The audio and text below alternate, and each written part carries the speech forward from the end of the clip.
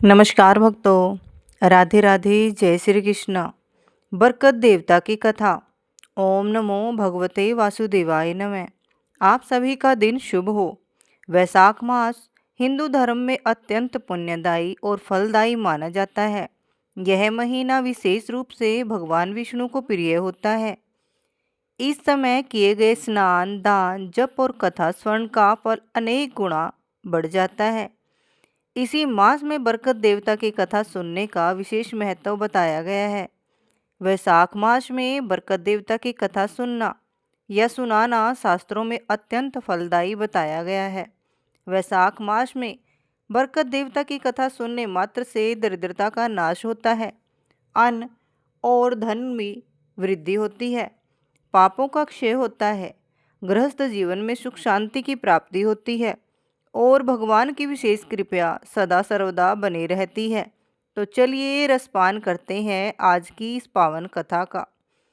प्रिय श्रोताओं, आप सभी को वैशाख मास की हार्दिक शुभकामनाएं। क्या आपने कभी सोचा है कि अथक परिश्रम और निरंतर प्रयासों के बाद भी कुछ घरों में दरिद्रता क्यों वास करती है, जबकि कुछ घरों में सूखी रोटी भी अमृत बन जाती है और धन धान्य का भंडार कभी नहीं घटता। इसका रहस्य छिपा है वैशाख मास की उस अत्यंत गोपनीय और पावन कथा में, जिसे पूरे मनोभाव से सुनने मात्र से घर के अन्न, जल और धन में कभी न समाप्त होने वाली बरकत अर्थात अक्षय वृद्धि का वास हो जाता है। वैशाख मास, जिसे शास्त्रों और पुराणों में माधव मास भी कहा गया है, भगवान श्री हरि विष्णु को अत्यंत प्रिय है। यह वह परम पवित्र मास है जब सूर्य देव की रश्मियाँ पृथ्वी को तपाती हैं और ऐसे में किसी प्यासे को किया गया जलदान, भूखे को अन्नदान और प्रभु की लीलाओं की कथा का स्वर्ण कोटि कोटि अश्वमेव यज्ञों का फल प्रदान करता है।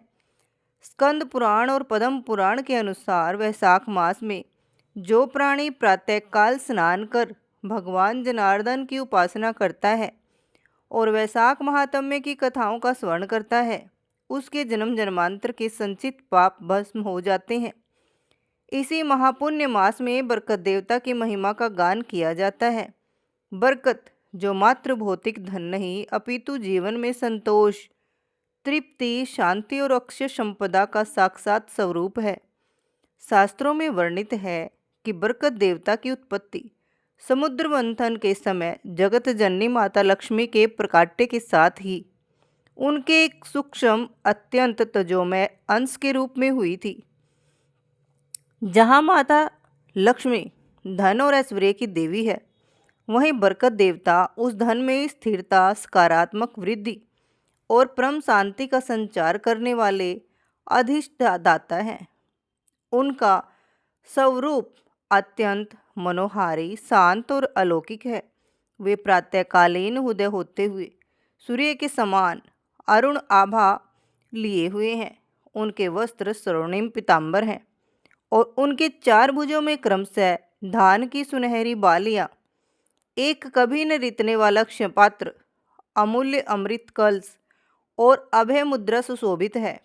उनका मुखमंडल सदैव एक सौम्य करुणापूर्ण मुस्कान से प्रकाशित रहता है। उनके मस्तक पर केसर का तिलक, गले में वैजंती माला और कानों में मकर मुंडल अपनी छटा बिखेरते हैं। उनके चारों ओर एक दिव्य स्वर्णिम आभा का घेरा रहता है।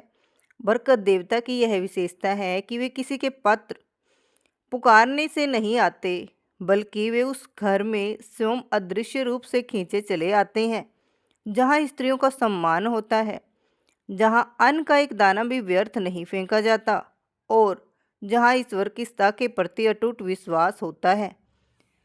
वे कहते हैं, जहाँ सत्य, पवित्रता, निस्वार्थ दान और धर्म का वास होता है, जहाँ अतिथि को साक्षात नारायण मानकर पूजा जाता है, वहाँ मैं सदा के लिए अपना आसन ग्रहण कर लेता हूँ। बिना बरकत देवता की कृपा के कुबेर के सम्मान विशाल खजाना भी क्षण भर में भस्म हो जाता है और उनकी कृपा से एक मुट्ठी अन्न भी सहस्त्रों प्राणियों का पेट भरने में समर्थ हो जाता है। प्राचीन काल की बात है, मोक्षदायिनी अवंतिका नगरी में समीप नर्मदा नदी के तट पर एक छोटा सा ग्राम बसा हुआ था। इस गांव में धर्मदत्त नाम का एक अत्यंत सदाचारी, सत्यवादी और भगवत भक्त ब्राह्मण अपनी पत्नी सुमति के साथ निवास करता था। धर्मदत्त की दिनचर्या प्रतिदिन ब्रह्म मुहूर्त में नदी स्नान, संध्या वंदन, सूर्य अर्घ और श्री हरि के नाम जप से प्रारंभ होती थी। उसकी पत्नी सुमति भी अत्यंत पतिव्रता, धर्मपरायण और संतोषी स्वभाव की स्त्री थी। उनके घर में धन और भौतिक सुखों का घोर अभाव था। कई बार तो ऐसे विषम स्थिति आ जाती थी कि दोनों पति पत्नी को दिन में केवल एक समय का ही अल्प भोजन प्राप्त हो पाता था। परंतु आश्चर्य की बात यह थी कि उनके मुख पर कभी कोई मलिनता, विषाद या ईश्वर के प्रति कोई शिकायत नहीं होती थी। उनका दृढ़ विश्वास था कि त्रिभुवन के स्वामी जो भी दे रहे हैं वही उनका परम प्रसाद है। जो रूखी सूखी रोटियां या कंदमूल उन्हें प्राप्त होते, वे पहले अग्निदेव को आहुति देकर गौ माता और अतिथि का अंश निकालकर ही शेष अन्न को प्रसाद रूप में ग्रहण करते थे। उनकी उस छोटी सी मिट्टी की जर्जर कुटिया में एक अलौकिक शांति और दिव्य तेज का निरंतर वास था। उसी गांव में धर्मदत्त की कुटिया के ठीक सामने एक अत्यंत धनी परंतु घोर लोभी सेठ कृष्णनाथ की विशाल गगनचुंबी हवेली थी। कृष्णनाथ के पास अपार स्वर्ण, रजत मुद्राओं और अन्न से भरे हुए विशाल भंडार गृह थे, परंतु उसका हृदय एक शुष्क बंजर भूमि के समान था। उसके भव्य द्वार से कोई भी भिक्षुक, साधु या भूखा प्राणी कभी एक मुट्ठी अन्न या एक घूंट जल लेकर नहीं लौट पाता था। वह धर्म, दान, पुण्य और ईश्वर की सत्ता का खुलेआम उपहास उड़ाया करता था। उसका अहंकार में डूबा मानना था कि यह सब अकूत संपत्ति उसने अपनी बुद्धि, चतुराई और छल कपट से अर्जित की है। इसमें किसी अदृश्य देवता या भगवान की क्या कृपा। हवेली में नित्य 56 प्रकार के स्वादिष्ट पकवान बनते, परंतु परिवार के सदस्यों में सदैव कलह, भयंकर रोग और गहरे असंतोष का वास रहता था। इतना अपार धन होते हुए भी वे रात में मखमलीशिया पर सुख की नींद नहीं सो पाते थे। उनके घर में तिजोरियां भरकर लक्ष्मी तो थी, परंतु बरकत देवता का वहाँ कोसों दूर तक कोई नाता नहीं था, क्योंकि जहाँ अहंकार, लोभ और स्वार्थ अपनी जड़ें जमा लेता है, वहाँ बरकत का एक क्षण के लिए भी ठहरना असंभव हो जाता है। समय का चक्र अपनी निरंतर गति से घूम रहा था। संसार की नश्वरता और प्राणियों के कर्मों का फल देने के लिए प्रकृति ने एक कठोर परीक्षा की योजना बनाई। एक बार उस मालवा और अवंतिका के विस्तृत क्षेत्र में लगातार 3 वर्षों तक वर्षा की एक बूंद भी आकाश से नहीं गिरी। कल कल बहती नदियाँ सूख कर दरारें बन गई। गहरे कुओं का जल पाताल में चला गया। हरे भरे लहराते खेत वीरान और बंजर भूमि में परिवर्तित हो गए। चारों ओर भयंकर हाहाकार और त्राही त्राही मच गई। मवेशी प्यास से तड़प तड़प कर प्राण त्यागने लगे। इस भयंकर अकाल ने मृत्यु का विकराल रूप धारण करके अपने विनाशकारी पैर पसार लिए। अन्न का एक एक दाना स्वर्ण के आभूषणों से भी अधिक मूल्यवान प्रतीत होने लगा। बड़े बड़े धनवानों के भंडार खाली होने लगे। ऐसे कठिन और प्राणघाती समय में माधव मास अर्थात वैशाख का पवित्र मास प्रारंभ हुआ। ग्रीष्म ऋतु की सूर्य की तपन और भी प्रचंड हो गई, मानो आसमान से अग्नि की वर्षा हो रही हो। धर्मदत्त के घर में जो थोड़ा बहुत अन्न संचित था, वह भी अब पूर्णतः समाप्त हो गया। लगातार 3 दिन से सुमति और धर्मदत्त ने अन्न का एक दाना भी अपने मुख में नहीं डाला था। केवल नर्मदा का जल पीकर वे श्री हरि के ध्यान में लीन थे, मानो उन्होंने अपना जीवन भगवान के चरणों में ही सौंप दिया हो। सुमति ने कांपते हुए क्षीण स्वर में अपने पति से कहा, हे स्वामी, माधव मास का यह पावन पर्व चल रहा है। कल वैशाख शुक्ल तृतीया, जिसे शास्त्रों में अक्षय तृतीया का महापुण्य काल कहा गया है, आने वाली है। मैंने मन में बड़ी अभिलाषा है कि इस पुण्य तिथि पर हम किसी भूखे ब्राह्मण या अतिथि को सम्मान पूर्वक भोजन कराएं, परंतु घर में तो एक मुट्ठी अन्न भी नहीं बचा है। यह कैसी कठोर विडंबना है कि इस पवित्र मास में हम दान के महान पुण्य से सर्वदा वंचित रह जाएंगे। धर्मदत्त ने अपनी पत्नी को सांत्वना देते हुए अत्यंत शांत भाव से कहा, हे कल्याणी, धैर्य धारण करो। वह जगत का पालनहार, जो एक छोटी सी चींटी कर्ण और विशाल हाथी के मण भर अन्न देता है, वह हमारे लिए भी अवश्य कोई मार्ग निकालेगा।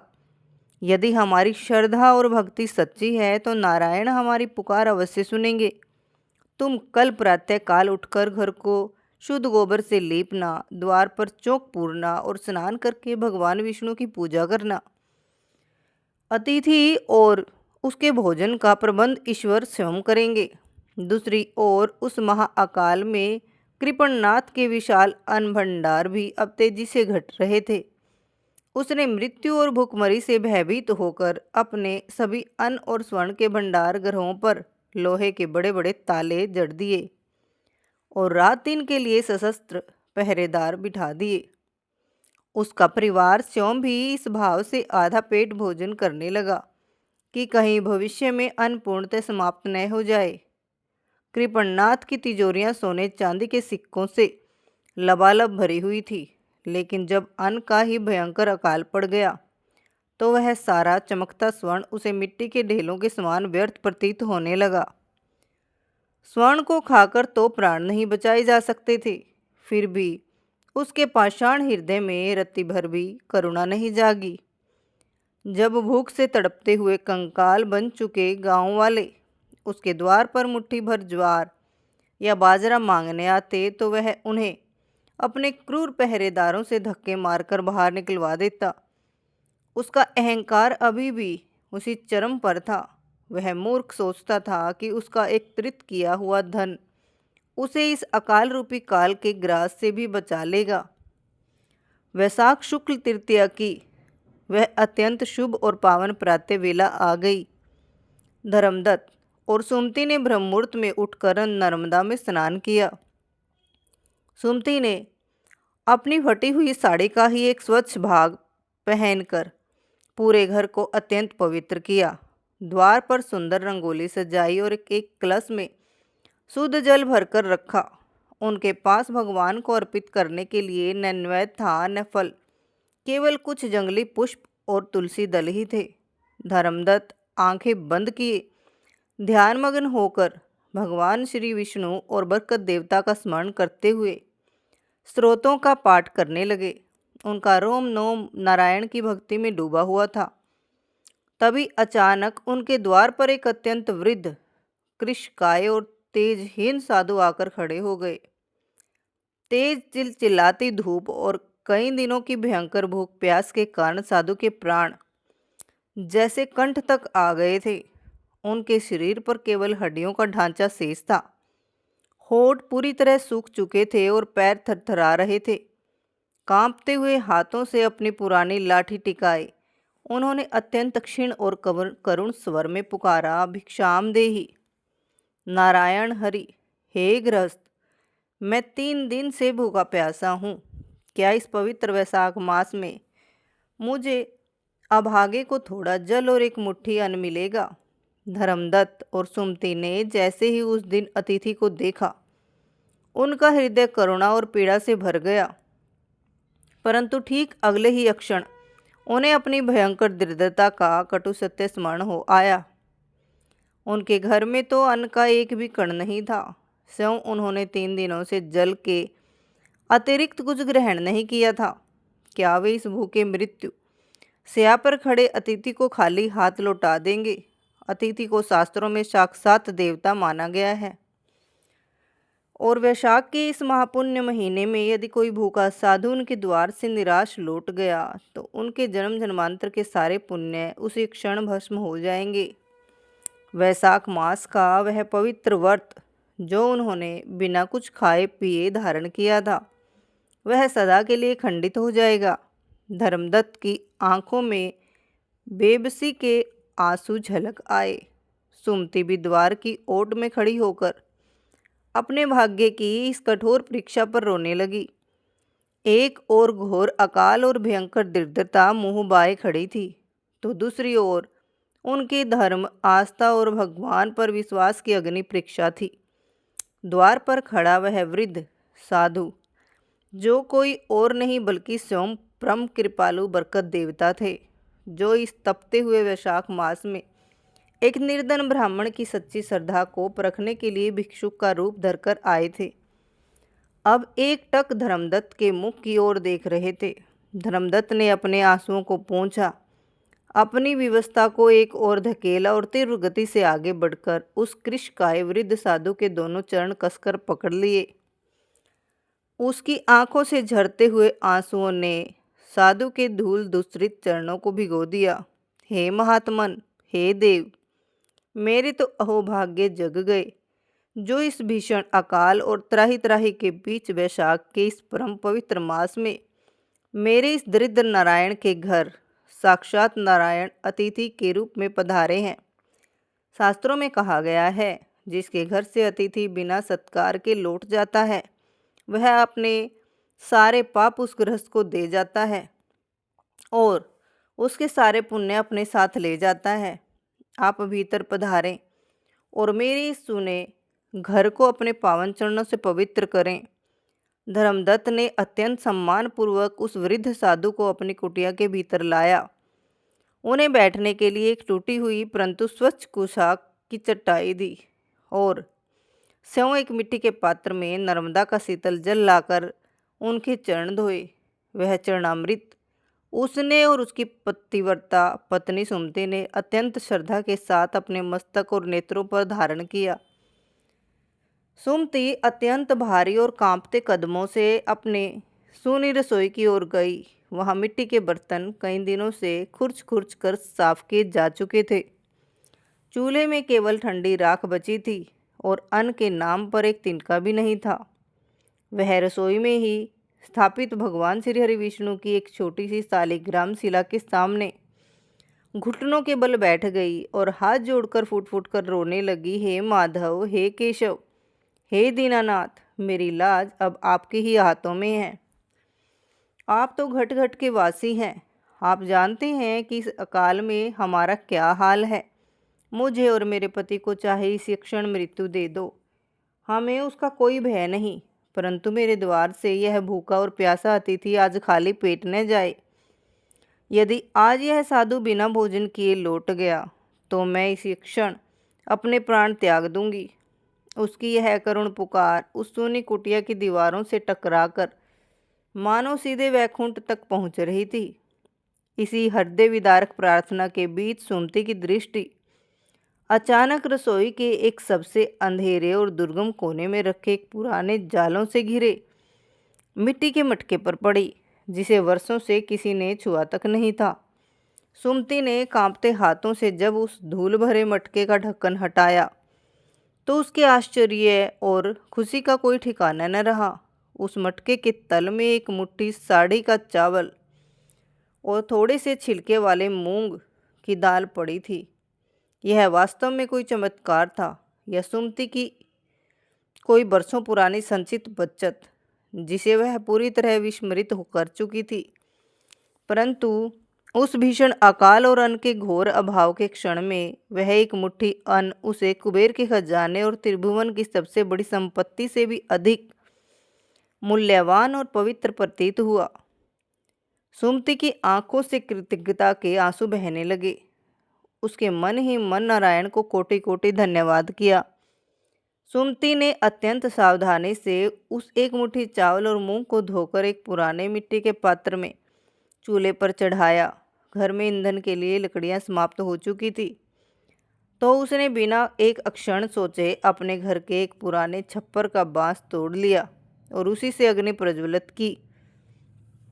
उधर ठीक उसी समय कुटिया के सामने अपनी विशाल हवेली के ऊंचे और सुरक्षित झरोके में बैठा सेठ कृपाणनाथ यह सारा दृश्य देख रहा था। उसके क्रूर और लोभी चेहरे पर एक अत्यंत उपहासपूर्ण और कुटिल मुस्कान तैर गई।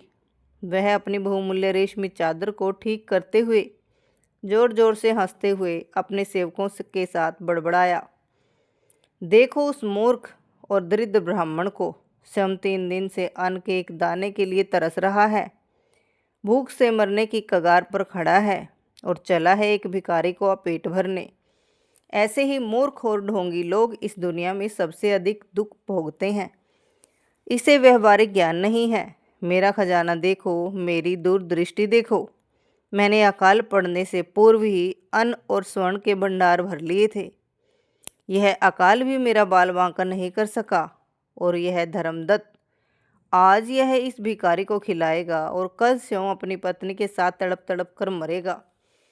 कृपणनाथ के इस कठोर उपहास से सर्वदा बेखबर सुमति ने भगवान अच्युत का पावन नाम जपते हुए वह खिचड़ी तैयार की।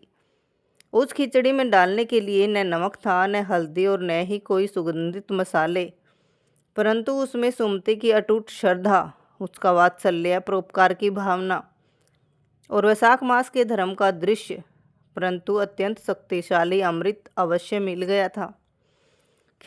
खिचड़ी जब पककर तैयार हो गई, सुमति ने आंगन में लगे केले के वृक्ष से एक छोटा सा पत्ता काटा, उसे शुद्ध जल से धोया और उस पर वह साधारण सी खिचड़ी परोस दी। वह अत्यंत संकोच और लज्जा के साथ उस साधु के सामने गई और भोजन रख दिया। उसने हाथ जोड़कर सिर झुकाते हुए कहा, हे मुनिवर, हम अत्यंत निर्धन और अभागे हैं। इस भयंकर अकाल में हमारे पास आपका सत्कार करने और आपको अर्पित करने के लिए केवल यही रूखा सूखा बिना नमक का अन्न शेष था। कृपया इसे ही प्रभु का महाप्रसाद मानकर ग्रहण करें और हमारी व्यवस्था को समझते हुए हमारी भूल चूक क्षमा करें। साधु ने मुस्कुराकर एक बार सुमति को देखा और फिर धर्मदत्त की ओर दृष्टि फेरी। उस वृद्ध और दुर्बल साधु की आंखों में अचानक एक ऐसा अलौकिक और तेज पुंज झलका जो ग्रीष्म ऋतु के मध्याह्न के सूर्य की किरणों को भी मात दे रहा था। साधु ने भगवान विष्णु का स्मरण कर वैदिक मंत्र का उच्चारण किया और पहला ग्रास अपने मुख में रखा। जैसे ही उन्होंने वह सादी खिचड़ी खाई, उनका मलिन मुखमंडल एक असीम तृप्ति और अलौकिक आनंद से खिल उठा। वाह पुत्री, क्या स्वाद है! ऐसा स्वादिष्ट, सुगंधित और अमृत के समान भोजन तो मैंने, वैकुंठ मेरा तात्पर्य है, अपने पूरे जीवन में कभी ग्रहण नहीं किया। इसमें तो मानो साक्षात अन्नपूर्णा का वास है। साधु अत्यंत मग्न होकर दोनों हाथों से भोजन करने लगे, परंतु उसी क्षण कुटिया में एक अत्यंत अद्भुत, अविश्वसनीय और रहस्यमयी घटना घटने लगी। साधु ने एक ग्रास खाया, 2 खाए, 4 खाए। वे लगातार और अत्यंत शीघ्रता से खाते जा रहे थे, लेकिन उस केले के पत्ते पर रखी वह एक मुट्ठी खिचड़ी तनिक भी कम नहीं हो रही थी। जितनी खिचड़ी वे अपने हाथों में उठाकर मुख में डालते, ठीक उतनी ही खिचड़ी उस पत्ते पर पुनः दृश्य रूप से प्रकट हो जाती। केले का पत्ता किसी अक्षय पात्र की भांति व्यवहार कर रहा था। वह अन्न मानो स्वयं में अक्षय और अनंत हो गया था। धर्मदत्त और सुमति दोनों विस्मय और आश्चर्य से अपनी आंखें फाड़े स्तब्ध होकर यह अलौकिक दृश्य देख रहे थे। उन्हें अपनी आंखों पर विश्वास नहीं हो पा रहा था। साधु ने भरपेट छक्कर भोजन किया, मानो उन्होंने जन्म जन्मांतर की भूख शांत कर ली हो। भोजन के पश्चात उन्होंने अत्यंत जोर से तृप्ति की डकार ली।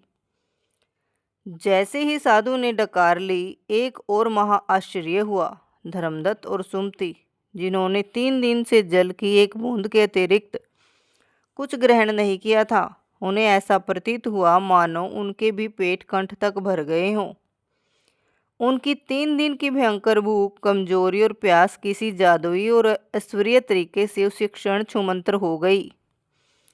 उनके चेहरे पर वही तेज लौट आया जो 56 भोग खाने वालों के मुख पर भी दुर्लभ होता है। साधु ने उठकर जल से अपना मुख और हाथ धोए। फिर वे धर्मदत्त की ओर मुड़े। उनकी कमर, जो अब तक झुकी हुई थी, वह एकदम सीधी हो गई। उनके स्वर में अब कोई दीनता नहीं थी, बल्कि एक सिंह जैसी गर्जना और देवदूत जैसा गांभीर्य था।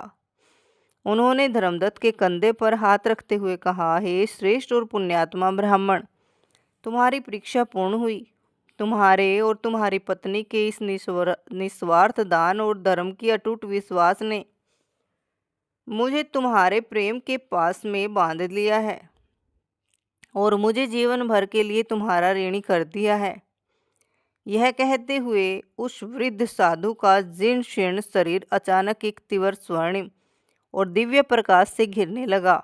वह प्रकाश इतना तीव्र था कि धर्मदत्त और सुमति की अपनी आंखें बंद करनी पड़ी।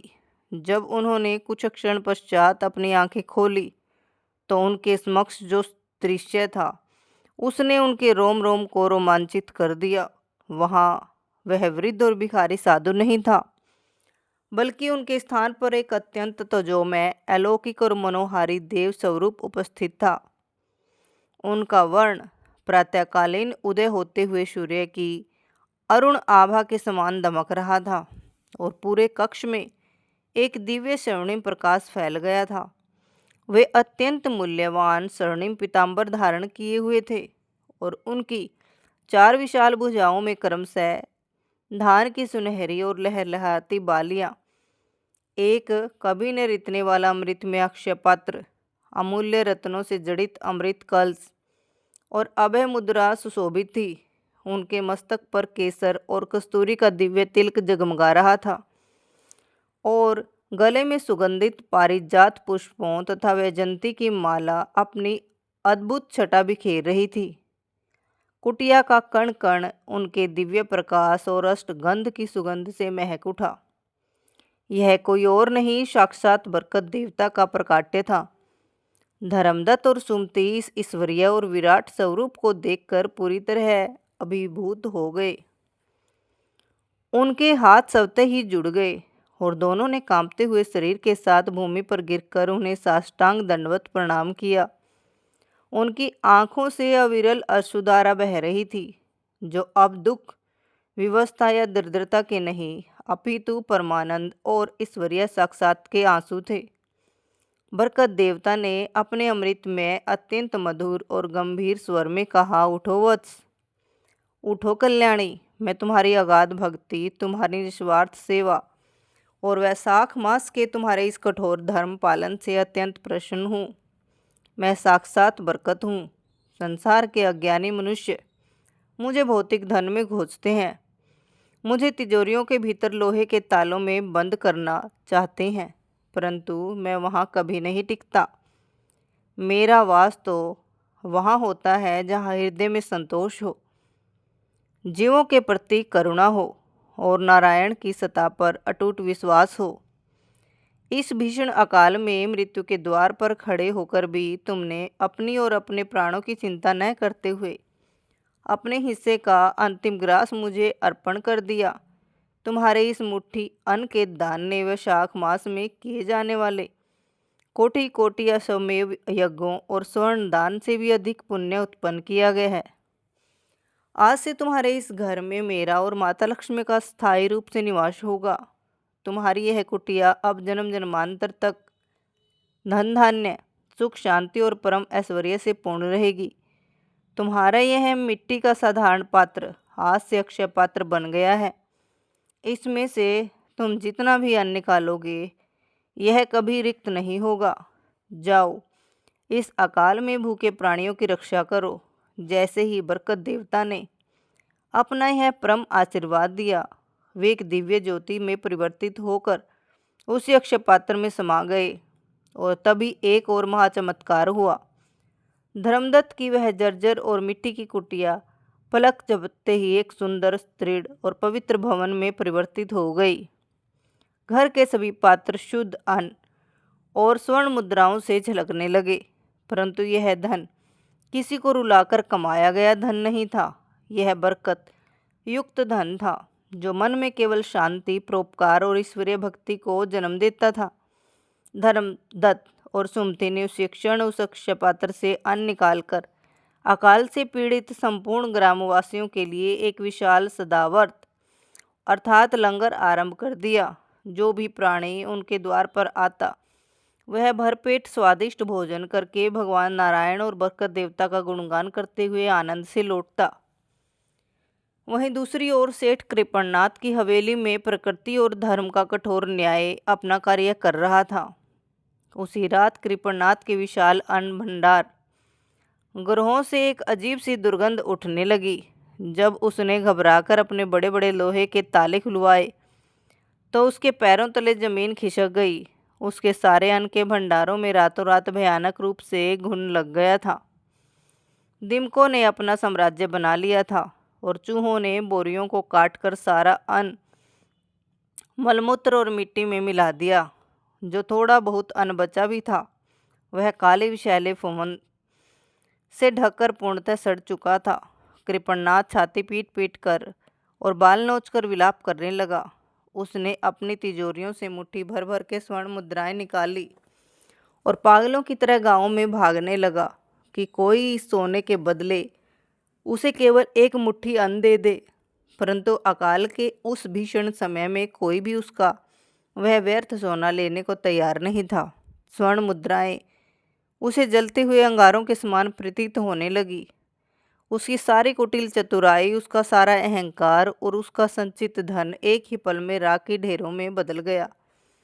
भूख और भयंकर पश्चाताप की अग्नि में जलते हुए कृपणनाथ को यह कठोर सत्य समझ आ गया कि धन इकट्ठा करना मनुष्य की चतुराई हो सकती है, परंतु उस धन में बरकत और जीवन केवल भगवान की कृपा और धर्म के आचरण से ही आता है। बिना बरकत के कुबेर का खजाना भी मृत्यु से नहीं बचा सकता। अतः अपने और अपने परिवार के प्राणों को बचाने के लिए उस घमंडी कृपणनाथ को भी उस दरिद्र धर्मदत्त के द्वार पर एक भिखारी बनकर भिक्षा के लिए खड़ा होना पड़ा, जिसका उसने अपनी बालकनी से उपहास उड़ाया था। धर्मदत्त ने बिना किसी द्वेष, क्रोध और प्रतिशोध के उसे भी अत्यंत सम्मानपूर्वक भोजन कराया और उसके प्राणों की रक्षा की। प्रिय भक्तों, वैशाख मास की यह अत्यंत दुर्बल और पावन कथा हमें जीवन का सबसे गहरा, सबसे प्रभावशाली और अटल सत्य सिखाती है। जीवन में धर्म संपत्ति अर्जित करना कोई पाप नहीं है, परंतु यदि उस संपत्ति में दया, धर्म, परोपकार और ईश्वर के प्रति कृतज्ञता का भाव नहीं है, तो वह धन निश्चित ही एक दिन विनाश और कलह का कारण बन जाता है। जीवन में वास्तविक सुख और चैन केवल धर्म से नहीं, अपितु बरकत से आता है। बरकत देवता केवल और केवल उसी घर में प्रवेश करते हैं जहां अन्न का एक भी दाना व्यर्थ नहीं फेंका जाता, जहां अतिथियों का साक्षात देव रूप में सत्कार होता है, जहां घर की स्त्रियों का मान रखा जाता है और जहां प्राणी अपने सामर्थ्य के अनुसार निस्वार्थ भाव से दान करते हैं। विशेषकर वैशाख के इस परम पवित्र माधव मास में किया गया जल दान, अन्न दान, पादुका दान या किसी भूखे को कराया गया भोजन मनुष्य के जन्म जन्मांतर के संचित पापों को भस्म कर देता है और उनके घर की तिजोरियों तथा अन्न के भंडारों को स्थायी रूप से बरकत देता है। आइए आज हम भी अपने मन से यह दृढ़ संकल्प लें कि हम अपने हृदय में करुणा और धर्म के उस दिए को सदैव प्रज्वलित रखेंगे। हमारे घर में भी जो भूखा आएगा या हमारे घर में जैसा भी रूखा सूखा या स्वादिष्ट भोजन पकेगा, हम उसे ईश्वर, गौ माता, किसी अभावग्रस्त प्राणी का अंश जरूर निकालेंगे, ताकि बरकत देवता की असीम कृपा हमारे परिवारों पर सदा सदा के लिए बनी रहे। तो भक्तों, ये थी बरकत देवता की कहानी, जिसको सुनने मात्र से भी आपके घर में अन्न धन में, धन के भंडार में बरकत बनी रहेगी। बोलिए बरकत देवता की जय हो। आपको ये बरकत देवता की कहानी कैसी लगी? एक छोटा सा कमेंट करके ज़रूर बताएं। और ऐसी ही आध्यात्मिक और रोचक कहानियाँ सुनने के लिए आप आपके अपने ही चैनल भक्ति की शक्ति को सब्सक्राइब ज़रूर कर लें और एक छोटा सा प्यारा सा कमेंट ज़रूर करें। धन्यवाद। राधे राधे। जय श्री कृष्णा। बोलिए बरकत देवता की जय हो।